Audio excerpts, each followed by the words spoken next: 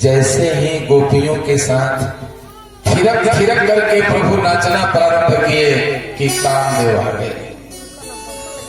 आकर के कामदेव अपना 5 बाण चला दिए।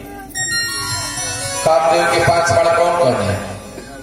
कामदेव के 5 बाण है वशीकरण, उच्चाटन, सम्मोहन, स्तंभन और उद्दीपन। 5 बाण कामदेव चला दिए गोपियों के ऊपर, हमारे गोविंद के ऊपर। लेकिन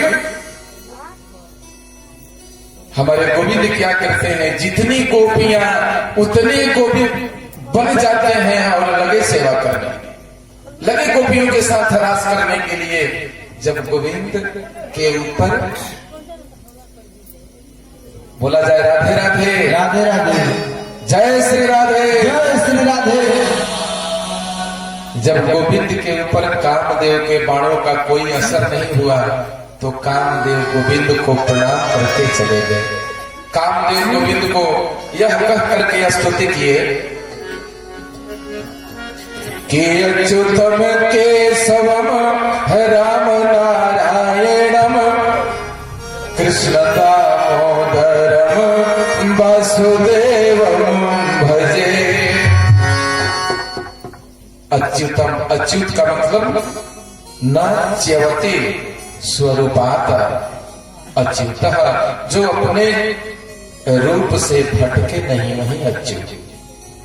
कामदेव प्रणाम करके चले गए और बोले कि प्रभु अगला जन्म में मैं आपका बेटा बन करके आऊंगा, आपका पोता बन करके आऊंगा। और वही भगवान कामदेव प्रद्युम्न के रूप में भगवान के पुत्र बन करके आए और ठीक प्रद्युम्न के स्वरूप में ही अनिरुद्ध जी भी आए, एकदम खूबसूरत। कामदेव जी लौटते हैं, इधर देखें भगवान रास कैसे करते हैं। गोपियों के साथ थिरक थिरक करके नाचने लगे। जिस गोपी को पसीना होता था पीताम्बर लेकर के उसके पसीने को पूंछते थे। पूंछते पूंछते कभी कभी पीताम्बर से हवा भी करने लगते गोपियों के ऊपर। जो गोपियां थक करके बैठ जाती भगवान उसकी चरण सेवा करने लगते। तो जितने गोपी उतने भगवान। गोपियां सोचती हैं कि मैं कितनी सुंदर हूं कि मेरे ऊपर गोविंद इतने न्यौछावर हैं, मेरे प्रेम में ये पागल लगते हैं, तभी तो मेरी चरण सेवा करते हैं। अब ऐसी बात जब गोपियों के मन में आई, अपने रूप का अभिमान हो गया। तो सज्जनों, सुखदेव जी कहते हैं कि परीक्षित जहां आता है अभिमान वहां से खिसक जाते हैं भगवान। जैसे गोपियों को अभिमान हुआ तुरंत गोपियों के बीच से भगवान अंतर्धान हो गए। अब तो गोपियां चीखने लगी, रोने लगी, बेचैन हो गई। सारे गोपियों के बीच से सिर्फ किशोरी जी को लेकर के, राधिका जी को लेकर के भगवान अंतर्धान हो गए। सारी गोपियां ढूंढ रही हैं। अब जब राधा जी को लेकर के भगवान अंतर्धान हुए तो राधा जी भी मन में सोचने लगी। सबको तो अभिमान हुआ लेकिन राधा जी को मान हुआ। प्रेम में अभिमान का कोई स्थान नहीं है लेकिन मान का बड़ा स्थान है। मान मनौती के बाद प्रेम फिर बढ़ जाता है। मान प्रेम की स्थिति कितनी होती है? प्रेम की 3 स्थिति होती है। कुछ विज्ञजनों के लिए मैं चर्चा कर रहा हूं कि प्रेम की 3 स्थिति कौन कौन है। एक है तदीयता, दूसरा त्वदीयता और तीसरा मदीयता। तदीयता का मतलब होता है कि हम आपके हो गए, पहली स्थिति है, प्रथम चरण प्रेम का कि हम आपके हो गए। और दूसरा मदीयता कि हम सिर्फ आपके हैं, आप मेरे हो गए, वह है मदीयता। प्रथम स्थिति हम आपके हो गए, दूसरी स्थिति कि तुम मेरे हो गए मदीयता, त्वदीयता है तुम मेरे हो गए, और प्रेम की पराकाष्ठा है मदीयता। मदीयता का मतलब है कि तुम सिर्फ मेरे हो, दूसरे किसी के नहीं हो, सिर्फ तुम मेरे हो। यह प्रेम की पराकाष्ठा है, मदीयता है। तो किशोरी जी के मन में भी यह भाव आ गया, मदीयता का। पहले तो आया तदीयता, फिर त्वदीयता, और फिर किशोरी जी के मन में आ गया मदीयता कि तुम सिर्फ मेरे हो, लेकिन हमारे गोविंद एक के होकर के कैसे रहेंगे? वे तो सबके प्यारे हैं। अब किशोरी जी के मन में जब मान आया तो रुक जाती है, बैठने लगती है, कहती है कि गोविंद अब तो मुझसे चला नहीं जाता, मेरे पैर में इतने दर्द हो गए हैं कि मैं चल नहीं सकती। गोविंद बोले कि थक गई हो? बोले कि हाँ। झुक करके बोले कि थक गई हो तो स्कंधम आरोह्यता थी कि मेरे कंधे पर आकर के चढ़ जाओ। और गोविंद झुकते हैं। किशोरी जी जैसे ही अपना कदम उठा करके कंधे पर रखना चाहती हैं कि वहीं किशोरी जी को छोड़ करके भगवान फिर अंतर्धान हो गए। अब तो किशोरी जी गिर करके मूर्छित हो गई। राम जी को जब वनवास हुआ तो दशरथ जी को जितना वियोग हुआ उससे 1000 गुना अधिक वियोग जानकी जी का जब हरण हुआ तो जानकी जी को हुआ। जानकी जी को जितना वियोग हुआ प्रभु श्री राम जी के लिए, जब सभी गोपियों के बीच से भगवान अंतर्धान हो गए, उसके 1000 गुना अधिक वियोग उन गोपियों को हुआ। और जब किशोरी जी को छोड़ करके भगवान फिर अंतर्धान होते हैं तो गोपियों को जितना वियोग हुआ उससे 1000 गुना अधिक वियोग किशोरी जी को हुआ। राधिका जी को झेल न सकी, सह न सकी, वहीं गिर करके मूर्छित हो जाती। जब मूर्छित हो गई, इधर गोपियां, बाकी गोपियां ढूंढती हुई जा रही है, अन्वेषण कर रही है, खोज रही है कि कहां है गोविंद। देखे प्रेम गोपियों का। एक गोपी कहती है कि देखो तुम उधर अंधेरे में गोविंद को ढूंढने मत जाना, क्योंकि तुम यदि अंधेरों में जाओगी, कांटों के रास्तों में जाओगी तो गोविंद को उधर ही छिपना पड़ेगा, कांटों में छिपना पड़ेगा, अंधेरे में छिपना पड़ेगा। इसलिए सिर्फ प्रकाश में खोजना, फूलों में खोजना कि हमारे गोविंद को दूर न भागना पड़े। ढूंढती हुई आई, तब तक देखते हैं कि किशोरी जी बेहोश है। जल के कुछ बूंदे लेकर के किशोरी जी के मुंह पर छींटे मारती हैं। किशोरी जी होश में आती है और फिर चिख करके गिर जाती और लगी चिल्लाने की, गोविंद, लगती चिल्लाने। अब एक तुलसी का पौधा मिल गया।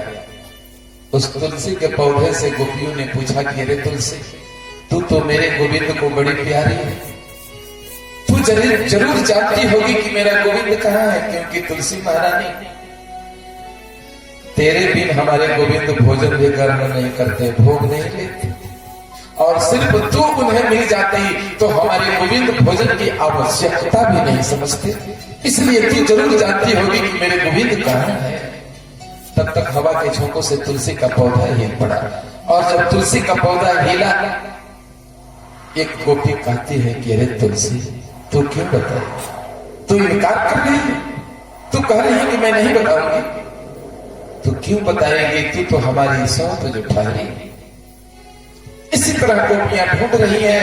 मध्य रात्रि का समय हो गया, जब हमारे गोविंद नहीं मिलते हैं, तब गोपियां सभी मिल करके और जमुना जी के किनारे जाकर के एक गीत गाती है, जिस गीत का नाम गोपी गीत है। सुखदेव जी कहते हैं कि परीक्षित 18 श्लोकों का यह गीत, गोपी गीत, जो भी मध्य रात्रि में गाता है, प्रभु की असीम अनुकंपा उसे प्राप्त होती है, भगवान उसे दर्शन देते हैं। गोपियां लगी गाने, जयाते ते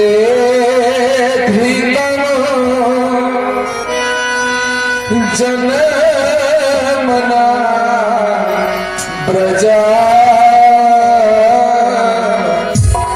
श्रयत इंदिरा शाश्वत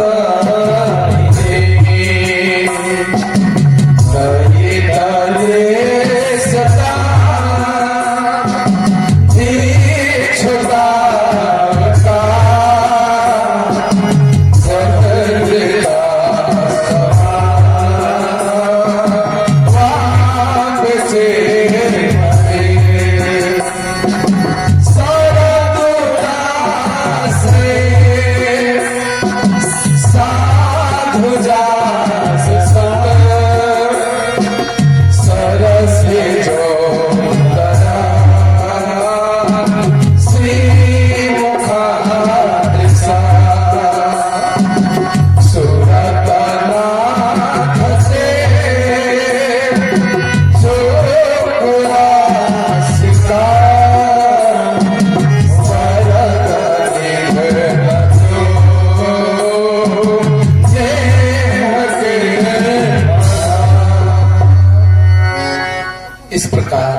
मैंने तो सिर्फ 2 श्लोक गाया।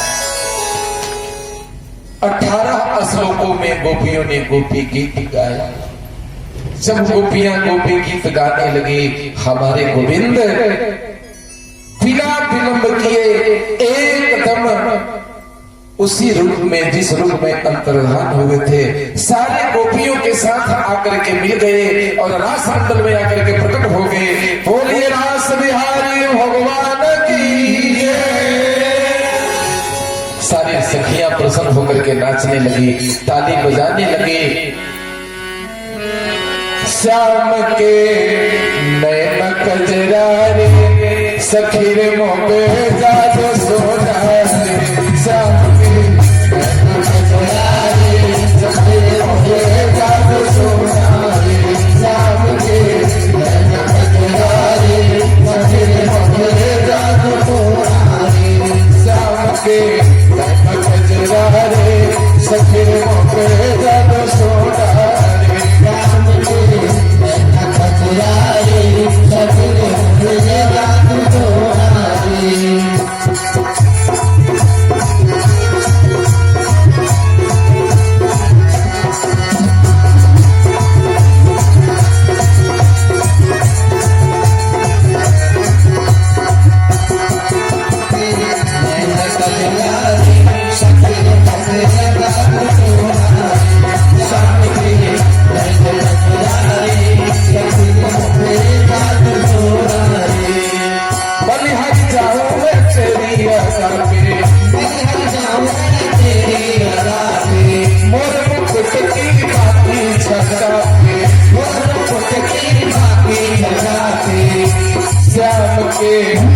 श्याम के नयन मतवारे सखी रे मोबे जादू सोना।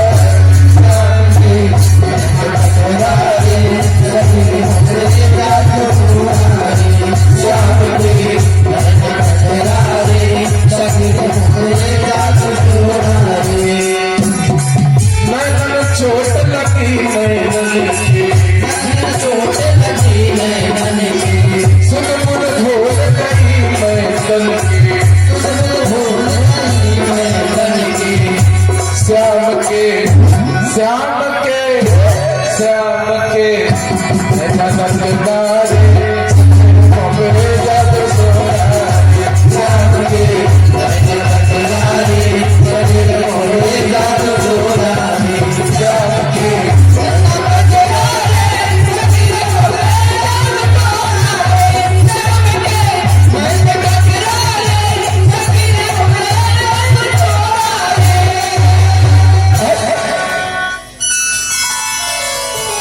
सारी गोपियां मुग्ध हो गई गोविंद के साथ प्रेम।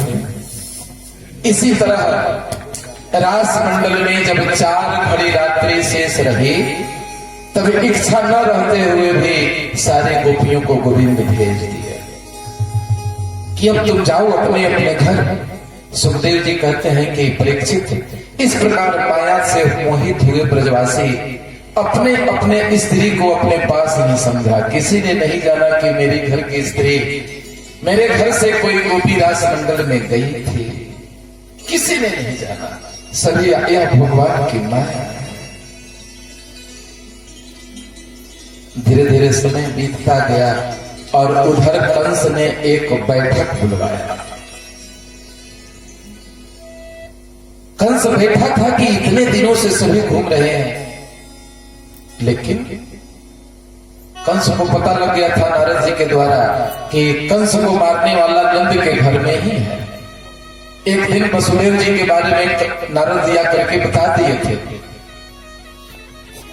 कि महाराज आप नहीं जानते, देवकी का 8वां लाल ही नंद के घर में पल रहा है। और जसोदा की जो 8वीं बेटी थी, जसोदा की जो बेटी थी, उसे अपने देवकी का 8वां लाला समझ करके मारने का प्रयास किया, वह भी निकल गई। कंस अब तक जान गया था। बैठक बुलाया, बोला, पूछा कि क्या होगा, क्या किया जाए।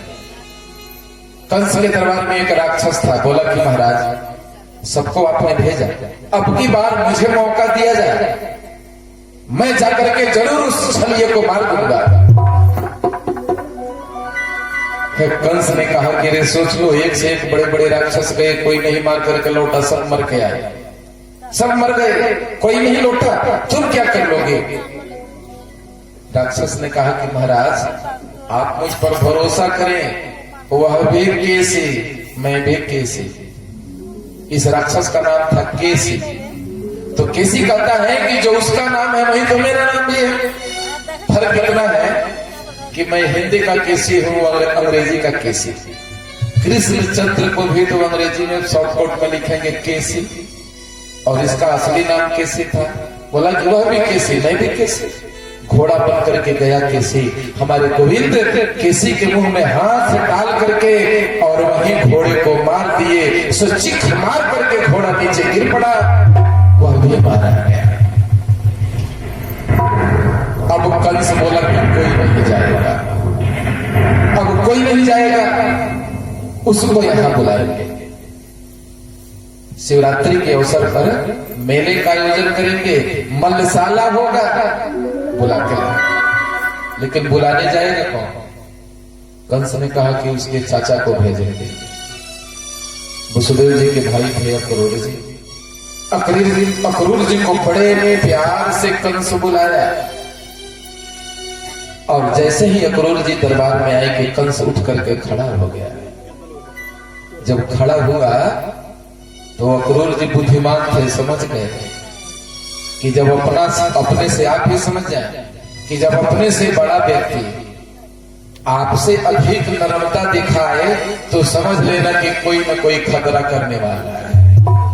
धनुष अपने से बड़ा होता है, जब धनुष झुकता है, टेढ़ा होता है, तो उसमें से बाण निकलता है और वह खतरा करता है। जब कंस ने भी ज्यादा नम्रता दिखाई तो वसुदेव जी समझ गए कि कंस जरूर कुछ दुष्ट अगर विनम्रता दिखाए तो सावधान हो जाना चाहिए। आकर के अक्रूर जी बोले कि महाराज क्या गया? अक्रूर जी कंस से आकर के कहते कि क्या गया? कंस ने कहा कि ऐसा है कि हम शिवरात्रि के अवसर पर मेला लगवा रहे हैं, मल्लशाला के काफी आयोजन होगा। सुना है कि ब्रज में 2 बालक हैं जो कुश्ती करना जानते हैं। मैंने उनके बारे में बड़ा सुना कि वे भी पहलवान हैं। तो हम चाहते हैं कि अगली बार मल्लशाला में हम उन्हें भी नियंत्रित करें और आपको बुलाने जाना होगा।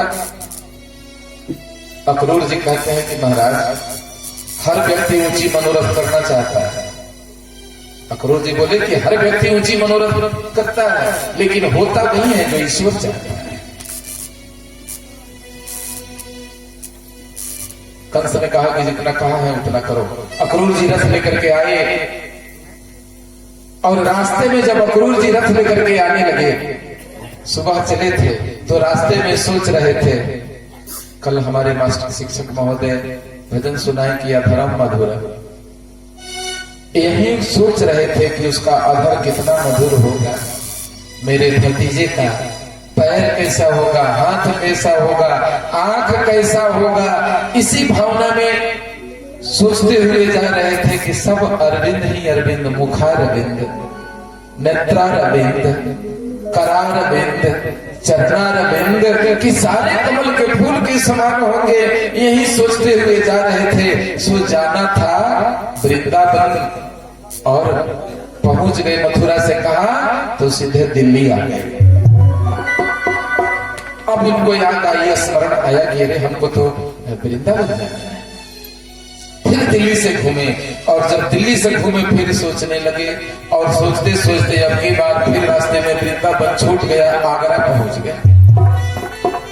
इसी तरह घूमते घूमते संध्या काल हुआ तो अक्रूर जी आए तो देखते हैं कि धूल उड़ रहे हैं, ब्रजमंडल धूल से आच्छादित है।